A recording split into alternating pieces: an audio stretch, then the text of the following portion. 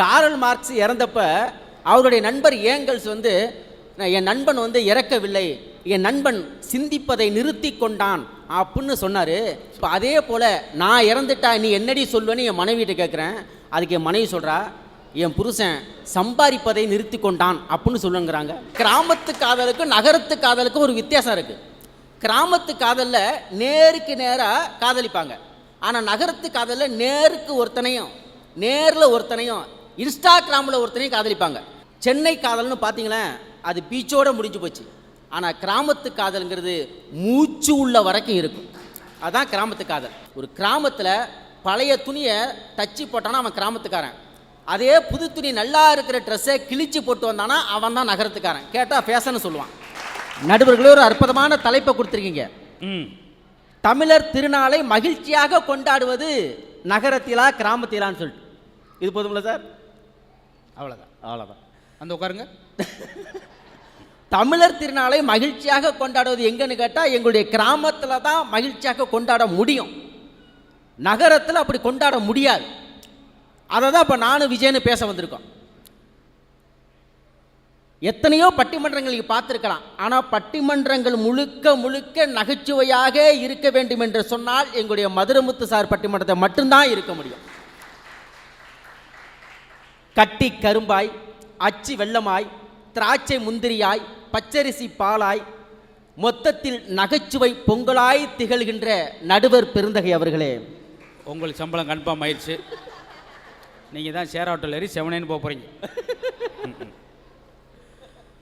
நடுவரில் ஒரு நல்ல தலைப்பில் இன்றைக்கி உங்களெல்லாம் இன்றைக்கி சந்திக்கிறோம். ஏன்னா இன்றைக்கி யார்ட்டையுமே இன்றைக்கி பேச முடியல. எதை பேசினாலும் உருட்டுறான். உருட்டு நல்லா உருட்டு அப்படிங்கிறான். ஏன்னா இன்றைக்கி ரெண்டே வார்த்தை தான் நாட்டில் ஃபேமஸ் ஆகிட்டு இருக்கு. ஒன்று எப்படிரா, இன்னொன்று வார்த்தை உருட்டு.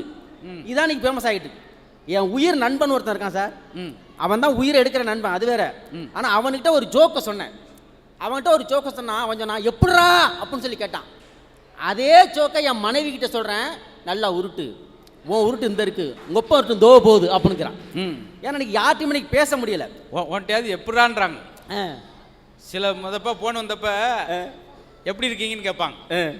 இப்பெல்லாம் ஃபோன் பண்ணா ஏன் இருக்கீங்கன்னு கேட்குறேன் சிலர். சார் 450 ஜோக் சொன்னேன் சார், இடத்துல சிரிக்க மாட்டேங்கிறான். என் கஷ்டத்தை சொல்கிறேன், கக்கன்னு சிரிச்சுட்டு போகிறாங்க. நடுவர்களே, காரல் மார்க்ஸ் இறந்தப்ப அவருடைய நண்பர் ஏங்கல்ஸ் வந்து என் நண்பன் வந்து இறக்கவில்லை, என் நண்பன் சிந்திப்பதை நிறுத்தி கொண்டான் அப்படின்னு சொன்னார். இப்போ அதே போல் நான் இறந்துட்டா நீ என்னடி சொல்லுவேன்னு என் மனைவிட்ட கேட்குறேன். அதுக்கு என் மனைவி சொல்கிறா, என் புருஷன் சம்பாதிப்பதை நிறுத்தி கொண்டான் அப்படின்னு சொல்லுங்கிறாங்க. எனக்கு யார்ட்டுமே எனக்கு பேச முடியலை. கோலம் உண்மையிலே சொல்கிறாங்க, தானாக எதுவுமே செய்ய தெரியாது. எந்த ஒரு சமைப்பது, குழம்பு வைப்பது, சோறாக்குவது எதுவுமே தானாக செய்ய தெரியாது. ஏன்னா அவள் வந்து நகரத்தில் பிறந்தவளை கிராமத்தில் என்னை கட்டி கொடுத்துறாங்க. எந்த வேலையுமே தானாகவே செய்ய தெரியாது. கோலம் போடுறதுலேருந்து குழம்பு வைக்கிற வரைக்கும் கூகுளை பார்த்து தான் பானை. பார்த்துங்களேன், கூகுளை பார்த்து தான் குழம்பு வைப்பா, கூகுளை பார்த்து தான் சமைப்பா. அன்றைக்கி கூகுளை பார்த்து பொங்கல் வச்சாங்க, வெள்ளமே போடாமல் பொங்கல் வச்சிருக்கா. என்னடி அப்படிங்கிறா, நீங்கள் வெள்ளம் போடுறதுல அவங்க சொல்கிறதுக்குள்ள ஃபோனு சுவிட்ச் ஆஃப் ஆயிடுச்சிங்க அப்படிங்கிறான். சாப்பாட்டில் உப்பே இல்லை, என்ன சமைச்சிருக்க, சாப்பாட்டில் உப்பே இல்லை அப்படின்னு திட்டினா அதுக்கு அவ சொல்கிறா, உனக்கு தான் துப்பு இல்லை, நான் எதுவும் கேட்டானா அப்படிங்கிறாங்க. ஒரு வார்த்தை கூட பேச முடியல.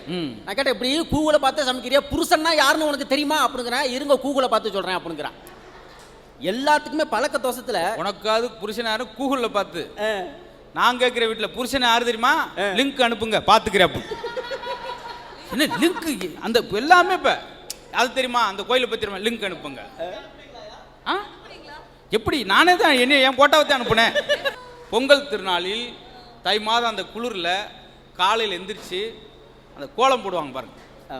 அந்த கோலத்திலே ஒரு மையம் இருக்குது சார், தெரியாத இன்றைய தலைமுறை பெண்களுக்கு சொல்கிறேன். 4 புள்ளி 8 புள்ளி 16 புள்ளி 32 புள்ளி கோலம் போடுவாங்க. எதுக்கு, அந்த புள்ளியிலேருந்து அப்படி கோலத்தை இழுத்துக்கிட்டே வருவாங்க, ஒரு புள்ளியாக சேர்ப்பாங்க. அது எதுக்கு தெரியுமா, சிதறி கிடக்கிற அண்ணன் தம்பி உறவுகளை, அக்கா தங்கச்சி உறவுகளை ஒன்றாக இணைக்க வேண்டும் என்பதை சொல்லுவதுதான் 8 புள்ளி 10 புள்ளி கோலம்.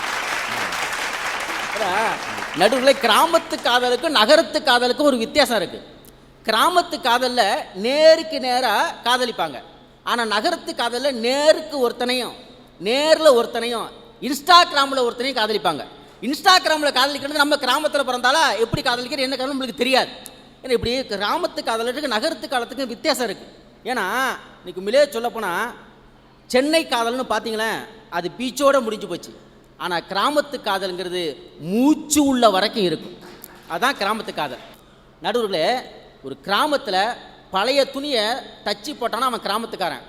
அதே புது துணி நல்லா இருக்கிற ட்ரெஸ்ஸை கிழிச்சு போட்டு வந்தானா அவன் தான் நகரத்துக்காரன். கேட்டால் ஃபேஷன்னு சொல்லுவான்.